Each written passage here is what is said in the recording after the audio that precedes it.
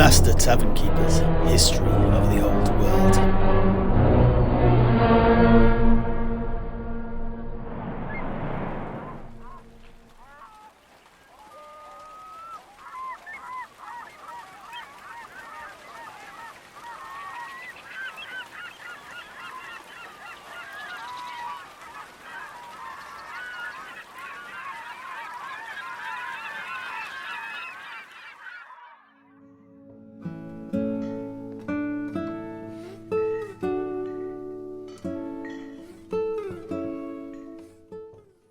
And with all we have said in mind, let us now return to the story of Engla Brack in the days following her initiation into the cult of Manann.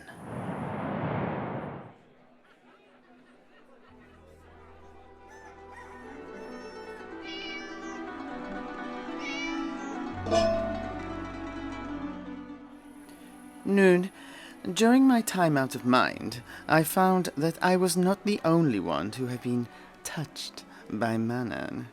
Upon returning to the university, I arrived just as the body of my Professor Malwold, was being taken off campus. He had drowned in his fifth-floor study. I was quickly told what had occurred. Where have you been, Engla? You missed all the fun. Well, what happened was this. All the staff had been alerted by cries for help coming from the professor's study. When they arrived at his door, they found it locked. But water, seawater no less, was leaking out from under and around the door frame. They tried to open the door, but found it was locked, and that clay had been shoved into the lock itself. The professor's cries were becoming more frantic. They ran for axes, but by the time they returned, the professor's pleas for aid had stopped. They hacked at the door, but were struck by powerful sprays of water that burst forth and struck them with every chop. Suddenly, though, water started to pour out the sides of the university. The windows to Malwold's study had given way and broke, dousing the flower beds below in salt water. The rescuers hacking at the door became more frenzied, and within moments they were able to kick it in. They were too late. Malwold had drowned, and the emptying waters had tossed the body around the room, snapping limbs and twisting up the newly dead corpse. But the strange thing was this. Other than the professor himself, the room was bare.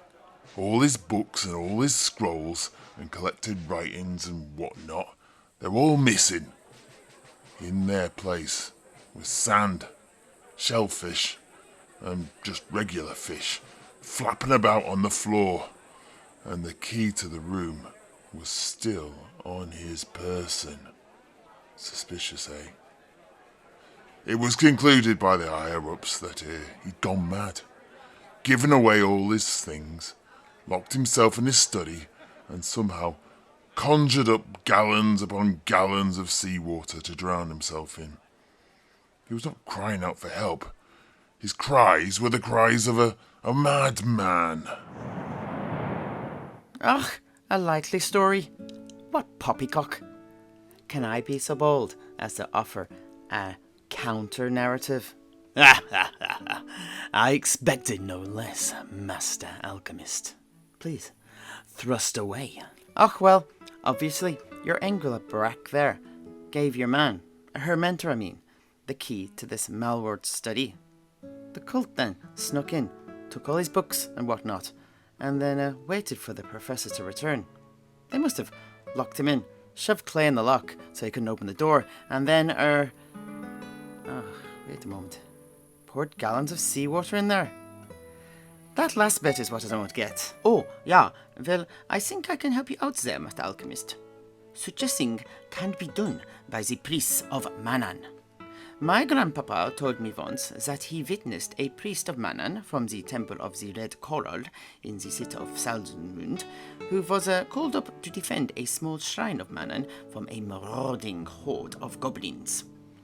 The shrine was on a hill, and he summoned forth a blast of water, sea water, no less, from the palms of his hands that sent the greenskins tumbling away and washed them back into the rocky valley below.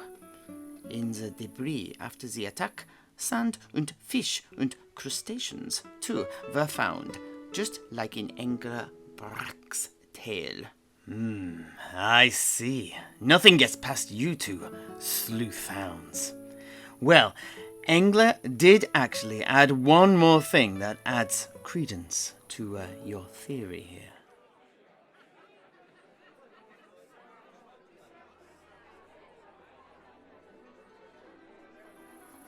Noon, many years later, after becoming the High Priestess of Manann here in Altdorf, I went to visit the libraries of the cult back in Nuln. Whilst researching there, I came across a collection of large, sealed chests. No one knew what was in them, and no one had any keys. For some reason, I had an idea, and I went to see my old mentor. He had been in an unfortunate incident involving a mealworm and lost both his legs and arms. He was in a sorry state. He said he would give me the keys to the chests, which he happened to have, if I would do something in return for him. He wanted to die. I do not want to go into details, but suffice to say, he now swims with Manann, and I got the keys. What was in the chest? Why, it was a miracle. It was all of the lost books and scrolls of Professor Malwart. Of course, I had them shipped off back to Altdorf. It had been with a heavy heart that I had thought all of the professor's work lost. So I was beyond ecstatic to be given such a gift of knowledge. Truly, Manann moves in mysterious ways. Ugh, the only mysterious thing here is how this Engla Brack of yours didn't realize she'd joined a murder cult.